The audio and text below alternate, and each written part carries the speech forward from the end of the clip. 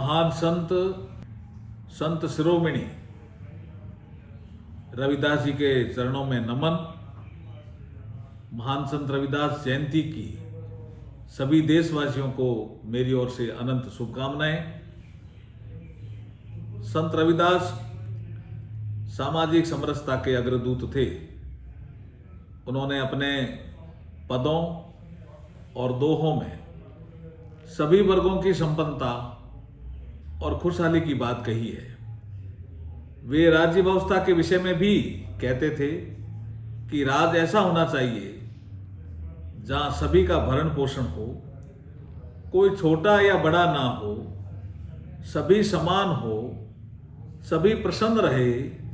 मूलतः संत रविदास जी की वाणी भक्ति भाव, सदाचार, परहित भावना, सद्व्यवहार और समता का संदेश देती है। और वो कहते हैं एक जगह, ऐसा चाहूं राज में जहां मिले सबन को अन्न, छोट बड़ो सब सम बसे, रविदास रहे प्रसन्न। उपरोक्त दोहे के माध्यम से संत रविदास जहां सामाजिक समता की बात करते हैं, वहीं मिले सबन को अन्न के माध्यम से किसानों की संपन्नता की बात भी करते हैं, क्योंकि संपन्न और समृद्ध किसान के माध्यम से ही सभी के लिए अन्न की उपलब्धता सुनिश्चित हो सकती है।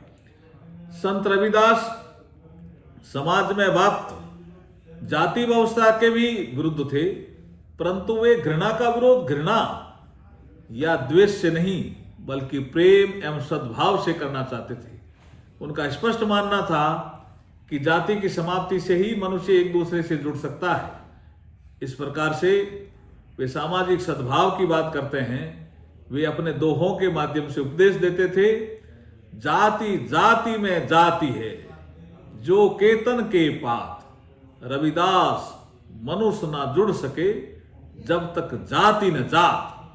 संत रविदास मनुष्य की जन्म और जाति पूछे जाने के भी विरुद्ध थे। वे कहते थे कि ईश्वर के यहां सभी समान हैं, वहां कोई जाति नहीं है। इस प्रकार रविदास जी संपूर्ण समाज के लिए समता का संदेश देते हैं और एक पद में वो कहते हैं, जन्म जात मत पूछिए का जात और पात, रविदास पूत सम प्रभु के कोई नहीं जात कुजात। संत रविदास जी मानव मात्र की एक रूपता और भाईचारे के पक्षधर भी थे। वे कहते थे कि सभी मनुष्यों को सृजनकर्ता एक ही ईश्वर है। जिस प्रकार एक ही मिट्टी से सभी बर्तन बनते हैं, उसी प्रकार सभी मनुष्यों को एक ही ईश्वर ने गढ़ा है।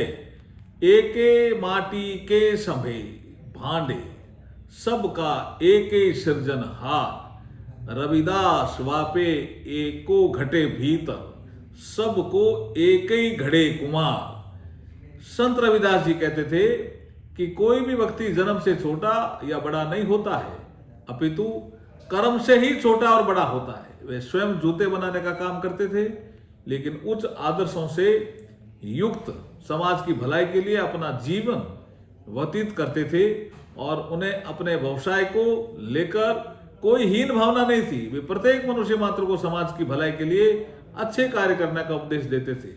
रविदास जन्म के कारण होय न कोई नीच, नर को नीच कर डार है, ओछे कर्म की कीच। संत रविदास जी के प्रमुख शिष्यों में भक्त शिरोमणि मीराबाई का नाम भी प्रमुखता से लिया जाता है। मीरा मूलतः चित्तौड़गढ़ की महारानी थी और उच्च वर्ण से आती थी। उन्होंने रविदास जी को गुरु के रूप में स्वीकार किया और अपना जीवन कृष्ण भक्ति में समर्पित किया। संत रविदास जी ने चित्तौड़गढ़ के महल में जाकर भी उपदेश दिया। आज भी चित्तौड़गढ़ परिसर में संत रविदास जी का चरण पादुका का मंदिर स्थापित है। संत रविदास जी की महत्ता इस बात से सिद्ध होती है कि उनके पदों और दोहों को सिख समुदाय के प्रमुख ग्रंथ गुरु ग्रंथ साहिब में भी स्थान दिया गया है। उनकी शिक्षाएं आज भी समतामूलक समाज के लिए प्रासंगिक है। उनका दिखाया हुआ मार्ग हम सभी का पथ प्रशस्त करता रहेगा।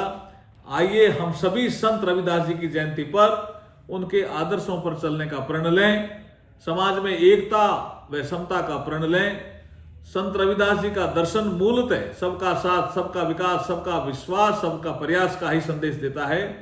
आज देश की भाजपा सरकार, माननीय यशस्वी प्रधानमंत्री श्री नरेंद्र मोदी जी के नेतृत्व में इसी महान ध्येय साथ प्रगति के पथ पर अग्रसर है। सभी देशवासियों को पुनः बहुत बहुत बधाई, बहुत बहुत धन्यवाद।